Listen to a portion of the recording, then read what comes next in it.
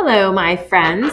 This video is for Thursday, April 27th. So as you know, I am in a meeting today, and I have full expectations that you will be fantastic for our guest teacher. So the only sheet that you guys have that you're coming in with today is your bell ringer sheet. And your bell ringer for today is, what do you need to remember to do in our classroom today? So we've had lots of conversations about what you need to do when there's a guest teacher here. So what do you need to remember to do in our classroom today? At any point in time, if you want to pause so that you can finish up what I've asked you to do and then push play when you want to move on to the next thing, that would be very smart. Okay, so you're warming up, Chris, for today. What is the difference between two-dimensional and three-dimensional? Give an example of each. So this is a two-part question. As you know, we're starting with two-dimensional geometry, and then we're going to move to three-dimensional geometry in about the middle of May. So I want you to tell me, what does each thing mean, and give me an example of each. Go ahead and pause and do that. All right, welcome back. So our focus over the next couple days is to how can I use benchmark angles to help me estimate, measure, and draw angles? So we're going to be working over the next couple days with angles. And your I can statements: I can classify angles as acute, obtuse, straight, right, or reflex. I can estimate the measure of an angle using common angle benchmarks. And I can find the measure of an angle using an angle ruler or protractor. You're going to be working on the first one and the third one mostly today. Okay, so my big goal for you today, so this is where you are going to have your first opportunity to prove to me that you can be independent during this unit. I would love to hear that you have stayed on task. You have a fair amount of work to get done, but you should be able to get it done and still have time to spare if you stay on task. All right, so your first activity, you have target number 1, which is I can classify angles as acute, obtuse, straight, or reflex. So your learning activity, everybody's going to watch the Brain Pop video. So if you click on this link, it will take you there. Then once you're done watching the video, each of you will choose whatever you want to do for your practice activity. If you choose to do angle splat, that is fine. When you finish a game, you need to take it to Mr. E or whoever our guest teacher happens to be to have them check that you completed it. You could do the worksheet or you could do the versatiles.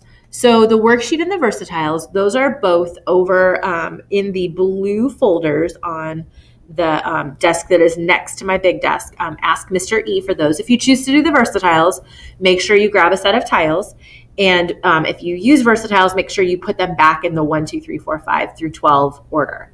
Now, if you do angle splat, that will be self-checking. If you do the worksheet or the versatiles, before you go to Mr. E to check them in, but after you finish them, you're going to come over to the dry erase board that is behind my computer. It says shape it up keys. So you'll notice that there is target 1 worksheet and target 1 versatiles. What you're going to do is you're going to bring your sheet over when it's completed. You're going to flip the sheet up, and underneath it is the key.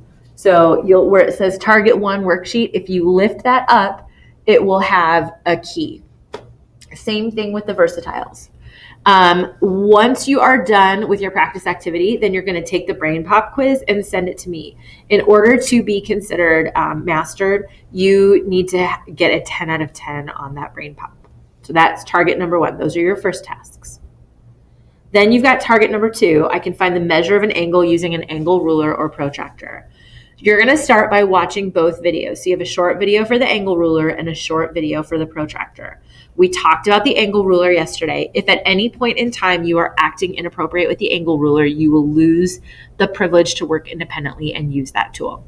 So you're going to watch your videos, and then you're going to choose the practice activities. You can either you have to ask Mr. E for either one because he's got the recording sheet for the task cards, but you can choose to do the worksheet, or you can choose to do the task cards around the room.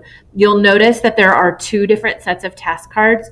There's a pink set in the back of the room and a purple set in the front of the room. Both sets are the same.